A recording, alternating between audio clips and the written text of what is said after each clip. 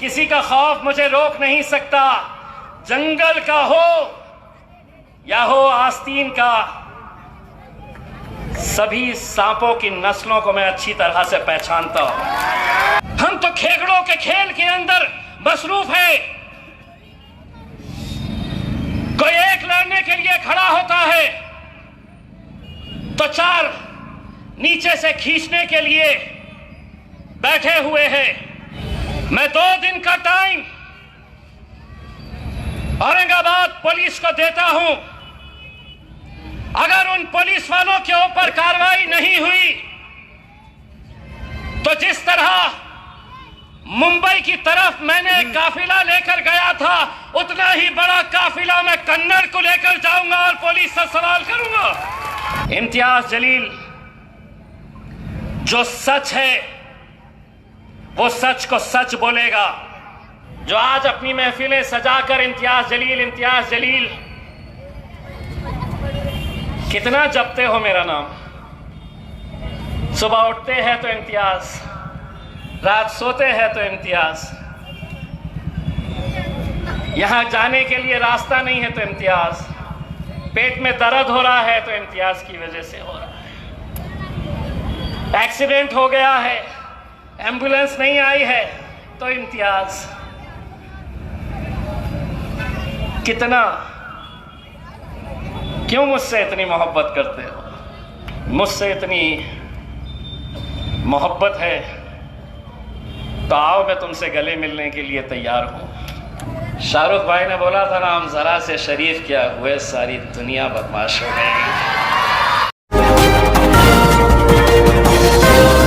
अस्सलाम वालेकुम वरहमतुल्लाहि वबरकातुहू। सबसे पहले तो मैं आज जो तकरीबन 300 लोग ट्रेन एक्सीडेंट में मारे गए हैं, मैं उन सभी को खिराज अक़ीदत पेश करता हूँ। ज़िंदगी और मौत का फासला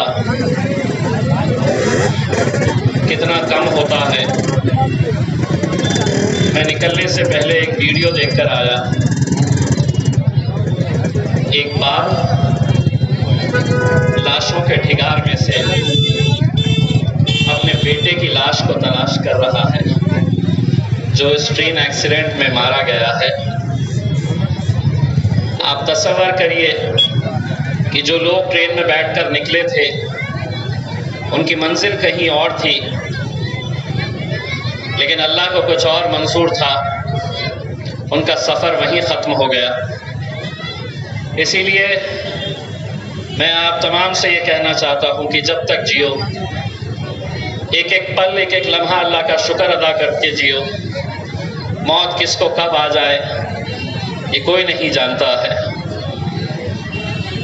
मैं आप लोगों से आज ये भी इल्तिजा करने के लिए आया हूँ कि 7 तारीख के दिन बॉम्बे हाई कोर्ट में हमारे शहर के नाम के ताल्लुक से फैसला लिया जाने वाला है। ये लड़ाई में आप लोग हमारे साथ कंधे से कंधा लगाकर खड़े हुए। हमने सरकार से पैरवी की, सरकार से नुमाइंदगी की। हमने लगातार 21 दिन सड़क के ऊपर हमने दिन और रात आंदोलन किया। मकसद यही था कि जिस शहर के नाम से हमारी शिनाख्त, हमारी पहचान है, वो पहचान बनी रहे। अदालत में इस ताल्लुक से 3 अलग अलग लोग ये केस को लेकर गए हैं। आप लोगों से इल्तिजा है, जो काम दुनिया में हमसे नहीं हो सकता है वो दुआओं से अल्लाह कर देता है। इसीलिए 7 तारीख तक आप लोग शिद्दत से दुआएं करें कि हम अपनी शिनाख्त, अपनी पहचान हम ऐसे ही बरकरार रखें। मैं आज के इस मौके के ऊपर खुसूसन नौजवानों से कुछ बोलने के लिए आया हूं,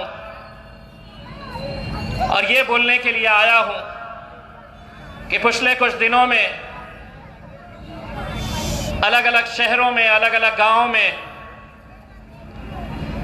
कुछ ऐसे वाक़यात हुए हैं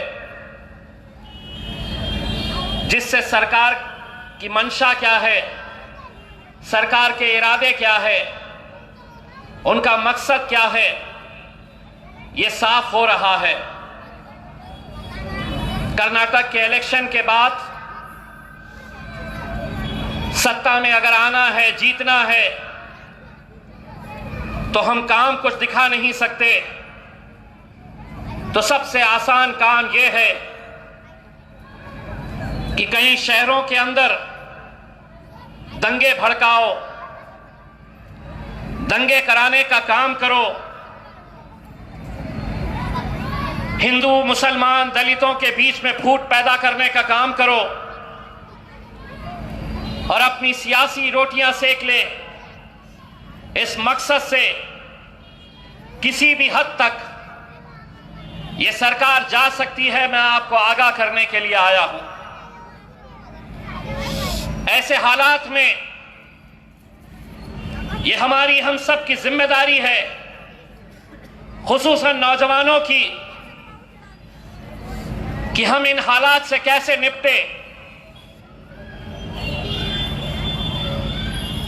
कन्नड़ में कुछ दिन पहले दंगा हुआ।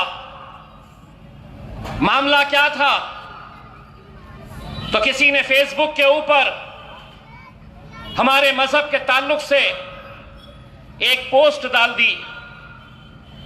नतीजा यह हुआ कि तकरीबन 40 लड़के अपने घरों से बाहर घूमते रहे, पुलिस उनका पीछा करती रही।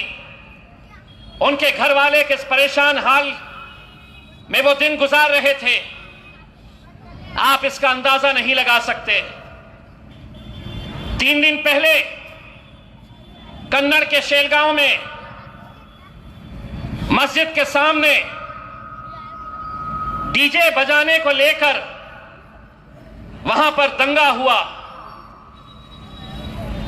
उस गांव के बुजुर्ग, नौजवान, हमारी माएं और बहनें आज वो गांव छोड़कर बाहर भागते फिर रही है। 2 दिन पहले जब वो लोग मेरे पास आए, तमाम बुजुर्ग लोग, उनमें एक हमारी बहन भी थी। मैंने उसकी तस्वीर, उसके जख्मों की तस्वीर मैंने ट्वीट करके सरकार को दिखाई है। रोंगटे खड़े हो जाएंगे पुलिस की बर्बरियत देखकर कि एक बुर्खापोश औरत को किस बुरी तरीके से मारा गया है। उसके पैरों के जख्म अगर आप देखेंगे तो उसके पैर की चमड़ी तक निकल गई। उसके पैरों के ऊपर जो लाठियों के निशान है, वो अगर देखें तो शायद आप 10 सेकंड भी देख नहीं सकते। कौन खड़े रहेगा इनके लिए? कौन लड़ेगा इनके लिए? हम तो खेगड़ों के खेल के अंदर मसरूफ है। कोई एक लड़ने के लिए खड़ा होता है तो 4 नीचे से खींचने के लिए बैठे हुए हैं। अकोला में क्या हुआ? अलग अलग शहरों के अंदर, सांगली में एक नौजवान लड़का आज भी अपने घर से बाहर है। गांव वालों ने कह दिया कि इसे हम गांव में आने नहीं देंगे, लेकिन हमें क्या, हम तो खुश हैं एक दूसरे की टांग खींचने में, एक दूसरे के ऊपर तनकीद करने में। मैंने जब कन्नड़ की उस बहन की हालत देखी, मैंने एसपी से कहा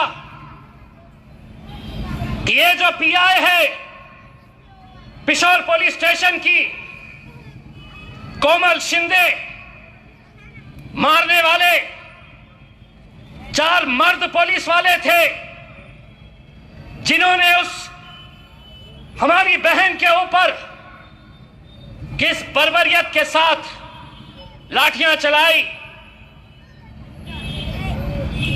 कोई जरूरी नहीं है कि यह मुद्दा कोई एक सियासी पार्टी लड़ेगी।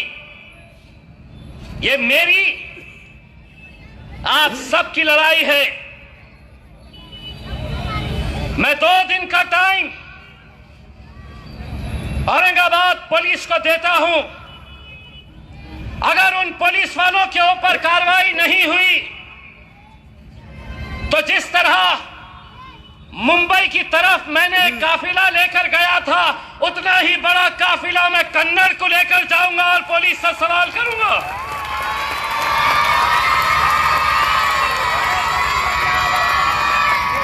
और तुम्हारा काम महज ये समझेंगे कि ये लड़ाई तो इम्तियाज जलील लड़ेगा,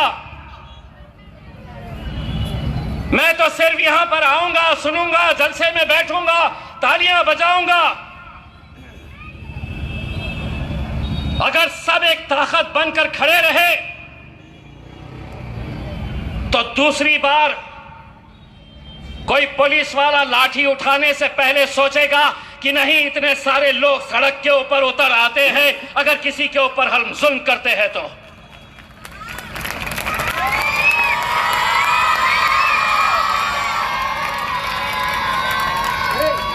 मुझे मालूम है कि राणपुरे के उस दंगे के बाद बहुत सारे बातें मेरे सामने आई। मैं एक बात कहना चाहता हूं,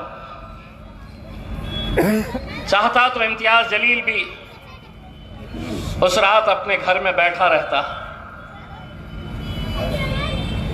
लोग कहते हैं कि मैंने एक मंदिर को बचाने के लिए रास्ते पर उतरा था। दूसरे दिन रामनवमी का त्योहार, झूठ कहते हैं। अगर कोई यह कहता है कि मैं किसी एक मंदिर को बचाने के लिए मैदान में उतरा था, कई सारे लोग जो उस रात के गवाह नहीं है, उन्हें सूरज निकलने से पहले क्या हालात थे शायद इस बात का अंदाजा भी नहीं है। दूसरे दिन सोचिए, अगर यह खबर किसी टीवी चैनल के ऊपर चलती कि रामनवमी के दिन राम की मंदिर के ऊपर हमला किया गया, कितने मस्जिदों को इस मुल्क में निशाना बनाया जाता। कभी सोचा है पूरे मुल्क में अगर दंगे भड़कते तो उसके खुसरवार हम होते, बेकसूर लोगों की जानें जाती। मुझे कहते नहीं, आपने ये नहीं बोलना चाहिए था, आपने ये नहीं बोलना चाहिए था कि कुछ लड़के उसमें नशा किए हुए थे, बटन प्लेयर। इम्तियाज जलील जो सच है वो सच को सच बोलेगा। मैंने भी अगर झूठ बोलकर अगर ऐसे नशेखोरों की तायीद करूं तो हम कहां जाएंगे? मैं शुक्र करता हूं उन तमाम लोगों का, जब गिरफ्तारियां हुई किसी ने उन बच्चों के घरों के ऊपर अनाज का इंतजाम किया। कुछ होता तो क्या हम रमजान मना सकते? कुछ होता तो छोटे मोटे कारोबारी जो साल भर इंतजार करते हैं रमजान के महीने का, साल भर उनकी रोजी रोटी उस रमजान के कारोबार पे होती, क्या हम वो कारोबार कर पाते? मैं शुक्र अदा करता हूं उन तमाम लोगों का जिन्होंने अदालत में मदद की लोगों की। सियासी इख्तिलाफ किसी के कैसे भी हो, लेकिन यह काम किसी एक शख्स का नहीं है। हर एक को आगे बढ़कर ऐसे मौकों के ऊपर लोगों की मदद हम कैसे कर सकते हैं, इसके बारे में सोचने की जरूरत है। इसीलिए मुझे कतई बुरा नहीं लगता है जब आज महफिलें सजाई जाती है और उन महफिलों के अंदर चर्चा होता है तो मेरा होता है।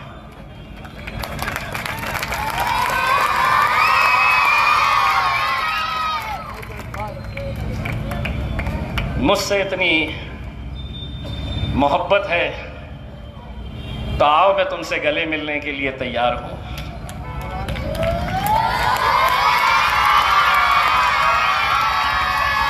लेकिन कब तक ये खेल खेलते रहोगे? मुझे मालूम है 2014 से पहले इम्तियाज जलील इस शहर में नहीं था। आप सभी लोग थे जो आज अपनी महफिलें सजाकर इम्तियाज जलील कितना जपते हो मेरा नाम। सुबह उठते हैं तो इम्तियाज, रात सोते हैं तो इम्तियाज, यहां जाने के लिए रास्ता नहीं है तो इम्तियाज, पेट में दर्द हो रहा है तो इम्तियाज की वजह से हो रहा है, एक्सीडेंट हो गया है, एम्बुलेंस नहीं आई है तो इम्तियाज। कितना, क्यों मुझसे इतनी मोहब्बत करते हो? 2014 से पहले तो मैं नहीं था ना, तुम्हारे पास ही इस शहर की क़यादत तुम्हारे हाथ में थी। क्या वजह है कि तुमने अपने आमदार तैयार नहीं किए? क्या वजह है कि 38 साल लग गए एक नस्ल को यह देखने के लिए कि हमारा भी कोई मेंबर ऑफ पार्लियामेंट हो सकता है? याद है 2019 कैसे होटलों में बैठते थे, कैसे समझाने की कोशिश की जाती थी। 2014 में इसको कौन पहचानता है? ये पूना से आया हुआ है, इसको कौन पहचानता है? लेकिन अल्हम्दुलिल्लाह आपने वो मुकाम पे मुझे पहुंचाया। 2019 आया, फिर हिसाब किताब निकालना शुरू कर दिए, फिर होटलों में बैठ के इनके इतने मराठा समाज इतना, दलित समाज इतना, हिंदू इतने, मुस्लिम इतने, फिर आके बोलते कितना भी कर लो नहीं आते। बोले थे ना, मैं आपके दिल की बात अच्छी तरह समझ रहा हूं। आप भी उस वक्त यही बोलते थे, हाँ यार 2014 में चुन के आ गया, बोल रहा एमपी भी बनेगा। बड़े बड़े सियासतदान ये कहते थे कि यहां से शिवसेना को कोई हरा ही नहीं सकता है, लेकिन कैसे मुमकिन हुआ? जो काम इम्तियाज जलील 2019 के अंदर किया, तुम्हारे पास तो 38 साल थे, क्यों नहीं तुमने अपनी क़यादत खड़े की? इसलिए नहीं की कि तुम्हें गुलामगिरी करने की आदत है।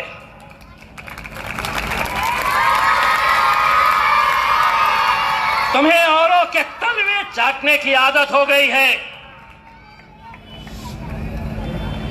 जिस शरद पवार को तुम अपना नेता समझकर उसके लिए कुर्सियां और चटाई बिछाने का काम करते थे, आज इम्तियाज जलील और शरद पवार के बाजू वाली कुर्सी के ऊपर बैठता है। जिस कांग्रेस के गुलाम ये कहते थे कि ये इसकी सेटिंग हो गई, अब वो आराम से जीत जाएगा, फिर से ये सिर्फ वोट काटने के लिए आया है। आज पूरे हिंदुस्तान के अंदर हमने ये मिसाल कायम की है, बताया है कि हम अगर मुत्तहिद रहे तो हम क्या कर सकते हैं। मेरे भाइयों,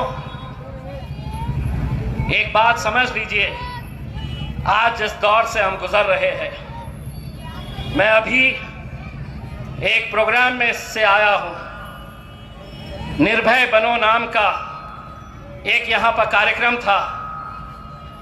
वहां पर एक बहुत बड़े शख्स ने अपने भाषण के अंदर ये कहा, जो बात मैं भी कह चुका हूं, कि ये सरकार किसी भी हालत के अंदर महाराष्ट्र में, हिंदुस्तान के अंदर दंगे कराने के फिराक में है।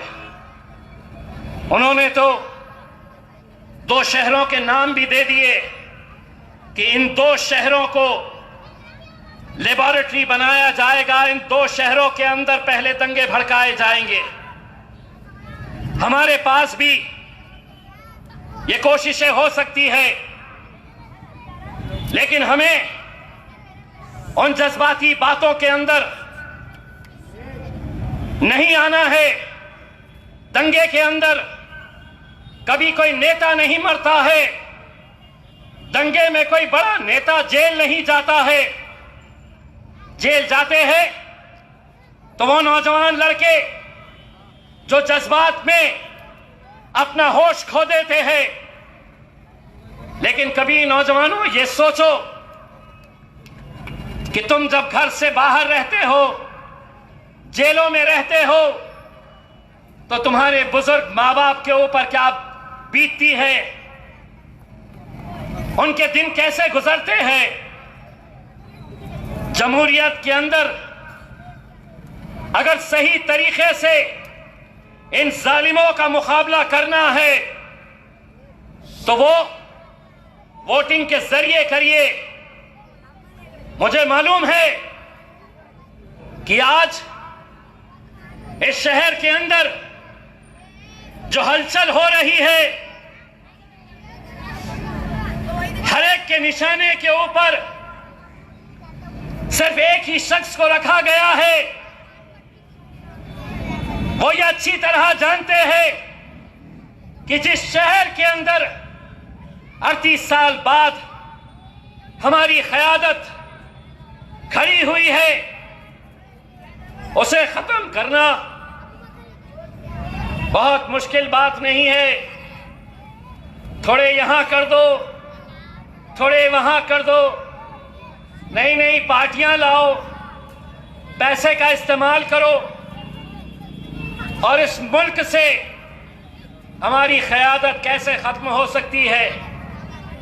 आज बैरिस्टर असदुद्दीन अवैसी साहब जो मेहनत कर रहे हैं, मकसद यही है कि हम किसी तरह से अपनी क़यादतों को हम कैसा खड़ा कर सके।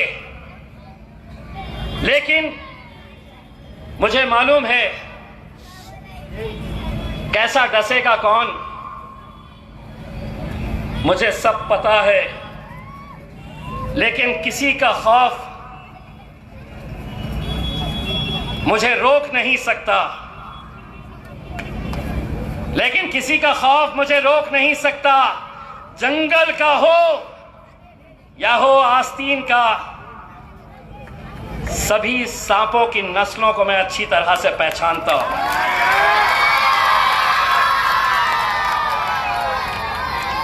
मैं वो तमाम लोग जो आज अलग अलग तरह से मुखालिफत करिए, आपको पूरा इख्तियार है, आप मुखालिफत करिए। मैं ये नहीं कह रहा हूं कि आप सियासत के अंदर मुखालिफत नहीं करनी है, लेकिन कहीं ऐसा ना हो आज कौन सी ऐसी सियासी पार्टी का किस नेता के ताल्लुक से ऐसे घटिया लेवल की बदजुबानी की जाती है। कहीं पर नहीं, कहीं पर नहीं, किसी पार्टी में किसी नेता की नहीं। लेकिन आज 1 2 3 YouTube वालों को जमा कर लो और बस बयान दे दो इम्तियाज जलील के ताल्लुक से, और ये समझ लो कि मैंने बोला बहुत बड़ा हो गया हूं मैं। इम्तियाज जलील 2 तरह के हैं। एक वो इम्तियाज जलील जो खानदानी है, जो पढ़ा लिखा है, जो तुम्हारी हर बात के ऊपर सर झुकाकर जवाब नहीं देगा। लेकिन अगर तुम समझोगे कि मैं कुछ भी बोलूंगा, तो दूसरा इम्तियाज खासदार इम्तियाज जलील है।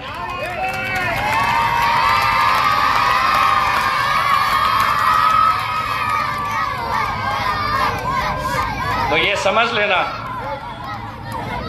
कि एक शरीफ है और एक जरा ज्यादा शरीफ है। तो उन तमाम लोगों को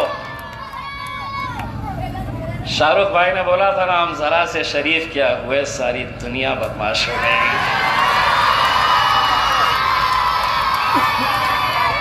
इसीलिए आपको अपना सियासी सफर मुबारक हो।